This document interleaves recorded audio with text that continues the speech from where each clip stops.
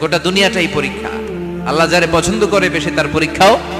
আসাদুন নাসি বালাআন আল আম্বিয়া। এই পৃথিবীতে আল্লাহ সবচেয়ে বেশি বালা মুসিবত দিয়ে পরীক্ষা করেছেন নবীদের, কারণ নবীরা আল্লাহর কাছে কম প্রিয় না বেশি প্রিয়। যেহেতু প্রিয় বেশি, পরীক্ষাও। এজন্য মুমিনের উপর যদি পরীক্ষা আসে, মুমিনের উপর যদি অত্যাচার আসে, মুমিনের উপর যদি ধৈর্যের পরীক্ষা আসে, জেল জরিমানা আসে, মুমিন ওইটারে ভয় পায় না। মুমিন ভয় পায় একজনকে। চিল্লায় বলেন তিনি কে? কারণ আল্লাহর ঘোষণা ওয়ালা তাহিনু ওয়ালা তাহজানু। ঘোষণাটা কার? ভয় নাই, তোদের চিন্তা নাই। আনতুমুল আ'লাউনা ইন কুনতুম মুমিনিন। তোমরাই বিজয়ী হবা যদি মুমিন হও, যদি মুমিন হও। এজন্য ধৈর্যের পরীক্ষা দিতে হবে, আল্লাহর উপর তাওয়াক্কুল করতে হবে, অত্যাচার আর জুলুম আল্লাহর নামে সহ্য করে যেতে হবে। চিল্লায় বলেন ঠিক কিনা? কারণ মুসলিমের সাথে আল্লাহ থাকে। মুসলিমের বদদুয়াকে বিশ্বনবী ভয় করতে বলেছেন, কারণ মুসলিমের বদদুয়ার মাঝে আর আল্লাহর মাঝে পর্দা থাকে। যারা দুনিয়ার বুকে জুলুম করে তাদেরকে ক্ষমতার মসনদ থেকে নামিয়ে দেয় কে? আর যারা মজলুম হয়, যাদের রক্ত দিয়ে জমিন ভেজে, তাদেরকে জমিনের ক্ষমতা দিয়ে দেয় কে? আর যারা রক্ত ঝরায়, ইতিহাস বলে তারা শেষ পর্যন্ত প্রাণ আর জান নিয়ে পালাবার জায়গাটা পায় না। চিল্লায় বলেন ঠিক কিনা? এজন্য মুমিন খুব ভালো করে জানে, রাত্রি যত গভীর হয়, সুবহে সাদিকের সময় কাছে আসতে থাকে। গর্ভবতী নারীর পেটের জ্বালা যন্ত্রণা, ব্যথার পেইন যত বাড়ে, নতুন মেহমান আগমনের সময় কাছে আসতে থাকে। তেমনি ইসলামের পক্ষের শক্তির উপর যদি অত্যাচার, অনাচার, স্টিম রোলার বেড়ে যায়, এটা প্রমাণ করে ইসলামের বিজয়ের সময় কাছে আসতে শুরু করেছে। চিল্লায় বলো ঠিক কিনা? এজন্য রাব্বুল আলামিন ডেকে বলেন, গোলাম লিয়াবলুয়াকুম আইয়ুকুম আহসানু আমালা। কে ভালো আমল করো, কে খারাপ আমল করো, এজন্য আমি জীবন মরণ তৈরি করেছি। চিল্লায় এখন ঠিক কিনা? এরপর আল্লাহ বললেন, ওয়ালাকাদ যায়্যানাস সামাআদ দুনিয়া বিমাসাবিহা ওয়া জাআলনাহা রুজুমান লিশ-শায়াতিন। সুবহানাল্লাহ বলেন। ওয়ালাকাদ যায়্যানাস সামাআদ দুনিয়া। মাইকম্যান কোথায়? সাউন্ডটা বাড়াও। এত দুর্বল কেন তোমার সাউন্ড? মনে হচ্ছে আমি মাইক ছাড়া কথা বলছি। সাউন্ডটাকে স্ট্রং করো। ওয়ালাকাদ যায়্যানাস সামাআদ দুনিয়া। I have beautified the closer sky with candles, with light and stars. আল্লাহ বললেন, আমি দুনিয়ার আকাশকে তারা দিয়ে সুশোভিত করেছি। আকাশে তারা আছে না নাই? এগুলো এমনি এমনি হয়েছে না? তৈরি করছে কে? বিশ্বাস হয়? কোনো সন্দেহ আছে? এখন তো লাইটিং ফাইটিং এর যুগে তারার যে কি সৌন্দর্য আমরা বুঝি না। আমরা যখন ছোটবেলা গ্রামে যেতাম, রাতের বেলা তারার মেলা, কি সুন্দর! একটার চেয়ে একটা সুন্দর। শুকতারা, ধ্রুব তারা, সপ্তর্ষি মণ্ডল, 7টা তারার একটা চেইন আছে। চেনেন এগুলো? কি সুন্দর তারা! এগুলো তৈরি করে রেখেছে কে? প্রথম আকাশের মহাশূন্যকে আল্লাহ এই তারকা দিয়ে বিউটিফাই করেছেন। It's a candle.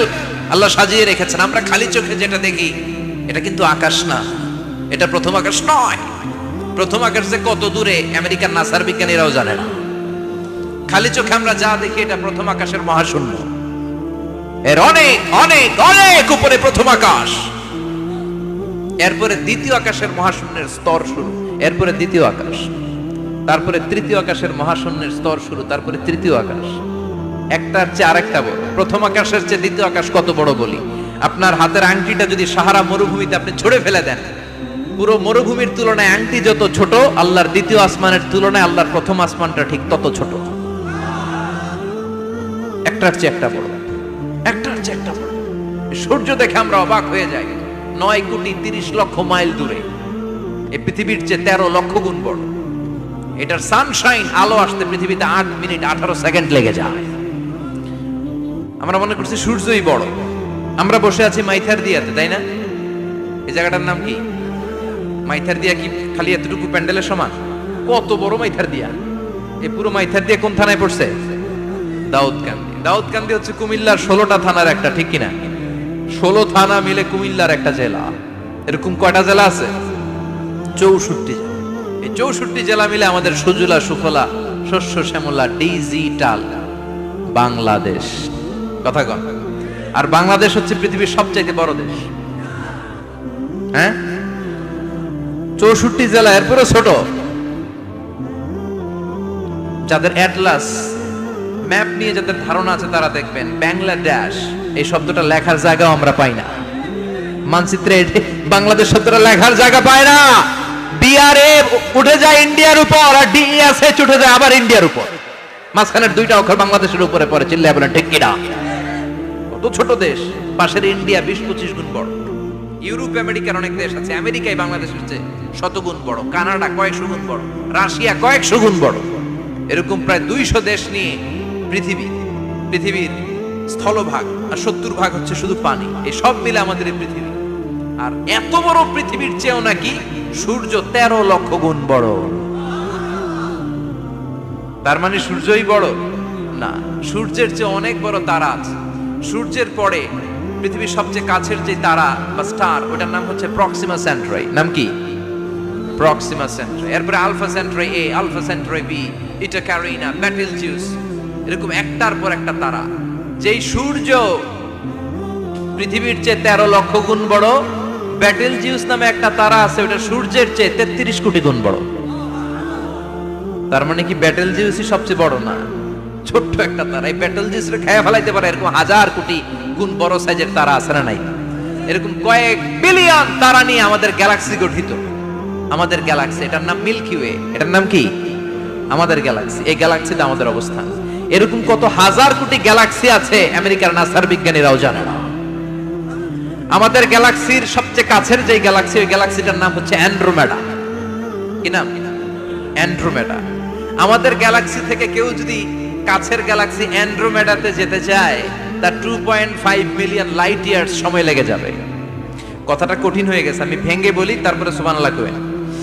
আমাদের গ্যালাক্সির নাম মিল্কি ওয়ে। মিল্কি ওয়ে থেকে যদি কেউ অ্যান্ড্রোমেডাতে যেতে চায়, কত সময় লাগবে? 2.5 million light year. Light year মানে আলোকবর্ষ। আলোর গতিতে যদি ছোটা যায়, 2.5 মিলিয়ন মানে হচ্ছে প্রায় 25 লক্ষ। তাহলে পৃথিবীতে সবচেয়ে দ্রুতগামী যে বিষয়টা আবিষ্কৃত হয়েছে সেটা হচ্ছে আলো। এই যে লাইট মারলে যে ছোটে, এই লাইট প্রতি সেকেন্ডে 1,86,000 মাইল বেগে ছুটতে পারে। 1 মিনিটে না, 1 ঘন্টায় না, 1 মিনিটে না, 1 সেকেন্ডে আলো চলে যায় কয় mile? 1,86,000। Could you imagine that? আপনি কল্পনা করতে পারেন? হয়তো মাথা নাড়াইতেছেন। এটা কি কল্পনা করা যাবে? আমার তো তার ছিঁড়ে যাচ্ছে। 1 সেকেন্ডে নাকি আলো ছুটে 1,86,000 মাইল বেগে। 1 সেকেন্ড শব্দ কইতে তো 2 সেকেন্ড লাগে। কথা কন। এর মধ্যে আলো চলে গেছে 1,86,000 মাইল। তো কোন রকেট যদি আপনি পান, যে রকেট দিয়ে সেকেন্ডে 1,86,000 মাইল বেগে রকেটটা ছুটবে প্রতি সেকেন্ডে, খেয়াল করেন, ঘন্টায় না, মিনিটে না, কিসে? সেকেন্ডে। যে রকেটটা সেকেন্ডে 1,86,000 মাইল বেগে ছুটবে, ওই রকেটটা দিয়ে আমাদের গ্যালাক্সি থেকে আমাদের পাশের গ্যালাক্সি অ্যান্ড্রোমেডাতে পৌঁছতে আপনার 25 লক্ষ বছর লেগে যাবে। সুবহানাল্লাহ বাড়িতে গিয়ে বললেন। এরকম বিশাল বিশাল তারা দিয়ে আমাদের আকাশটারে বিউটিফাই করেছে কে? এজন্য আল্লাহ বললেন, ওয়ালাকাদ যায়্যানাস সামাআদ দুনিয়া বিমাসাবিহা ওয়া জাআলনাহা রুজুমান লিশ-শায়াতিন। আমি এই দুনিয়ার আকাশটারে সুন্দর সুন্দর তারকারাজি লাইটের মতো সেটিং করে সুশোভিত করেছি। আবার এই তারকা দিয়ে আমি শয়তানদেরকে প্রহারও করেছি। সুবহানাল্লাহ। শয়তানদেরকে আল্লাহ তারা মেরে আঘাত করে। সুবহানাল্লাহ বলেন। এরপরে এই সূরার প্রথম রুকুর শেষে আল্লাহ বললেন, ওয়াসিররু কাওলাকুম আও ইজহারু বিহি ইন্নাহু আলিমুম বিযাতিস সুদূর আলা ইয়ালামু মান খালাকা ওয়া হুয়াল লাতীফুল খাবীর।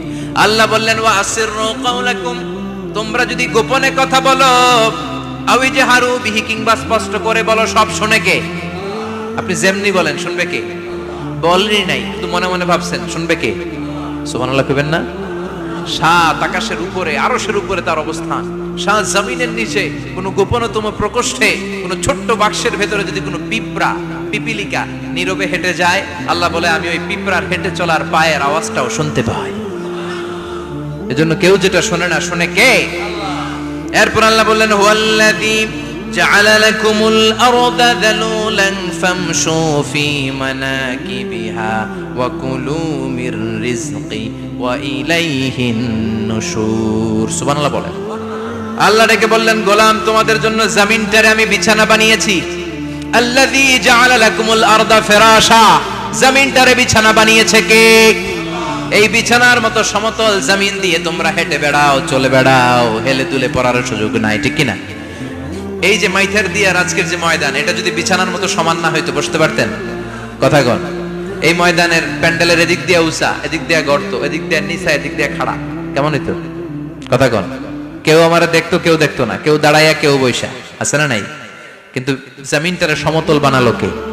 আপনি যদি বিমান থেকে যদি আপনি দেখেন, বিমানের গ্লাস দিয়ে, জানলা দিয়ে যদি আপনি নিচের দিকে তাকান, আপনি দেখবেন মনে হবে পুরো জমিনটাকে আল্লাহ সবুজ কার্পেট দিয়ে কার্পেটিং করে রেখেছে। এই সৌন্দর্য দিয়েছে কে?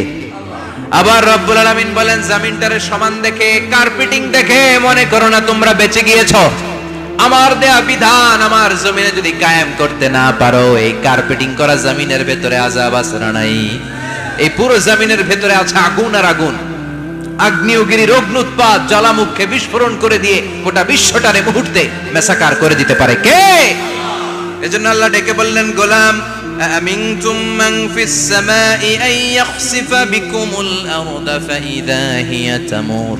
তোমরা কি ভেবেছো নাকি বেঁচে যাবা?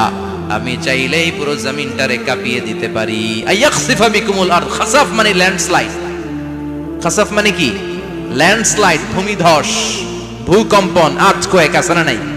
বাংলাদেশে তো ভূমিকম্প হয় না, না? টের পাইছেন? মাঝে মাঝে মাঝরাতে হয় না? 3টার দিকে নিজেই দৌড় দিব না বাচ্চারা লইয়া দৌড় দিব, লুঙ্গি পইরা দৌড় দিব না লুঙ্গি ছাড়া দৌড়াম, কথা কম। এই ভূমিকম্প আছে না নাই? আল্লাহ বলে, মনে করো না জমিনটা সমতল, কার্পেটিং করে দিয়েছি। এই কার্পেটিং এর ভিতরেও আগুনের দলা আছে না নাই? আবার আল্লাহ বললেন, আমিনতুম মান ফিস সামাই আন ইউরসিলা আলাইকুম হাসিবা। নিচে যেমনি কার্পেটিং করা জমিনের ভেতরে অগ্নুৎপাত রেখে দিয়েছি, মাথার উপর থেকে আযাব দেওয়ার সুযোগ আছে না নাই? চাইলে আল্লাহ অগ্নি বৃষ্টি দিতে পারে, আগুন বৃষ্টি দিতে পারে, থান্ডার বজ্রপাত দিতে পারে। আপনারা লূত আলাইহিস সালামের কওমের নাম শুনেছেন? তারা হোমোসেক্সুয়ালিটি, সমকামিতা করত। ফলে আল্লাহ তাআলা বিশাল এক চিৎকার মেরে সাইয়েদনা জিবরাইলের মাধ্যমে পুরো জমিনটা শেষ করে দিলেন।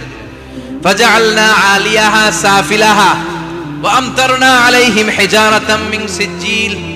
তাদের অপকর্মের কারণে জর্ডানের ওই এলাকাটাকে আল্লাহ বললেন, জিবরাইল এলাকাটারে হাতে তুলে নে, আকাশের উপরে তুলে পুরো এলাকা সহ মানুষ সহ জমিনের মধ্যে গেড়ে দে। জমিনের নিচের মাটি উপরে নিয়ে গেল কে? উপরের মাটি নিচে নিয়ে গেল কে? পুরো জায়গাটা এখন ডেড সি হয়ে গেছে। কি সি? ডেড সি নাম শুনেন নাই বোধহয়? আজকে শুনে রাখেন, এটারে বলে মৃত সাগর। এটা গজবের জায়গা, ওখানে মানুষও ডুবে না। লবণের ডেনসিটি, সল্টের ডেনসিটি এত হাই, এই পানির মধ্যে এত গজব, এর মধ্যে কোনো মাছ জন্মায় না, চিংড়ি জন্মায় না, কাঁকড়া জন্মায় না, ব্যাঙ হয় না, শ্যাওলা হয় না, কিচ্ছু বাঁচে না। এটা গজবের জায়গা।